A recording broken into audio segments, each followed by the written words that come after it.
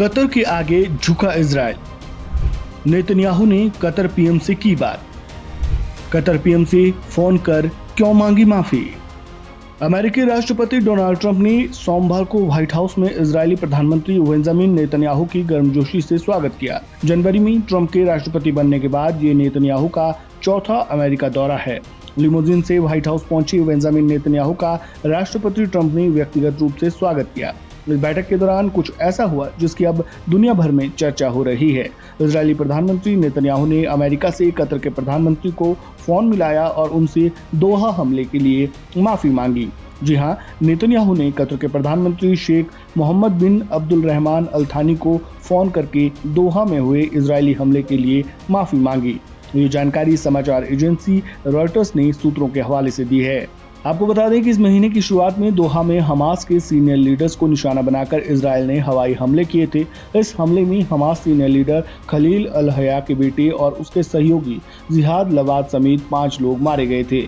इस घटना से कतर और इजराइल के रिश्तों में तो खटास आई ही थी, साथ ही अमेरिका इजराइल संबंधों पर भी असर पड़ा था।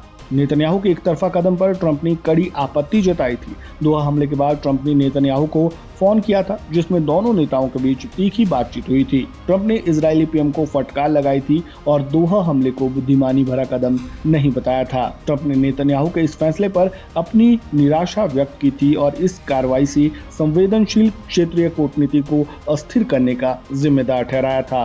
इजरायल के प्रधानमंत्री बेंजामिन नेतन्याहू ने हालिया हमले पर अपने फैसले का बचाव करते हुए कहा कि उनके पास कार्रवाई करने के लिए बहुत कम समय था। इस बीच गाजा युद्ध विराम वार्ता में मिस्र के साथ कतर भी एक अहम मध्यस्थ की भूमिका निभा रहा है, लेकिन इजराइल की इस कार्रवाई की सबसे तीखी आलोचना कतर से आई। दोहा ने राजधानी में हुए हमले की कड़ी निंदा करते हुए इसे कायराना कदम और अंतर्राष्ट्रीय कानून का उल्लंघन बताया। कतर के विदेश मंत्रालय के प्रवक्ता माजिद अल अंसारी ने आरोप लगाया कि इजरायली हमले में जानबूझकर उन आवासीय इमारतों को निशाना बनाया गया जहां हमास के राजनीतिक ब्यूरो के सदस्य रहते थे। हमास ने भी इस हमले के लिए इजरायल और अमेरिका दोनों को जिम्मेदार ठहराया और वॉशिंगटन पर इसे लेकर साझी साजिश का आरोप लगाया। इसके बाद नेतन्याहू ने कतर को कड़ा संदेश दिया। उन्होंने चेतावनी दी कि अगर कतर हमास के सीनियर नेताओं को अपने यहाँ शरण देता रहा तो या तो उन्हें देश से बाहर निकाले या न्याय के कटघरे में खड़ा करें। इजरायली पीएम ने साफ शब्दों में कहा, अगर आप ऐसा नहीं करेंगे तो हम करेंगे। नेतन्याहू की इन टिप्पणियों पर कतर ने पलटवार करते हुए उन्हें गैर जिम्मेदाराना करार दिया और साफ किया कि मध्यस्थ की भूमिका निभाने के बावजूद उसके खिलाफ इस तरह की धमकी अस्वीकार्य है। आपका इस पर क्या कहना है? कमेंट बॉक्स में अपनी राय जरूर दें। इस वीडियो में फिलहाल इतना ही। खबरों से जुड़े ताज़ा अपडेट के लिए बने रहें वन इंडिया हिंदी के साथ। धन्यवाद। Subscribe to One India and never miss an update. Download the One India app now.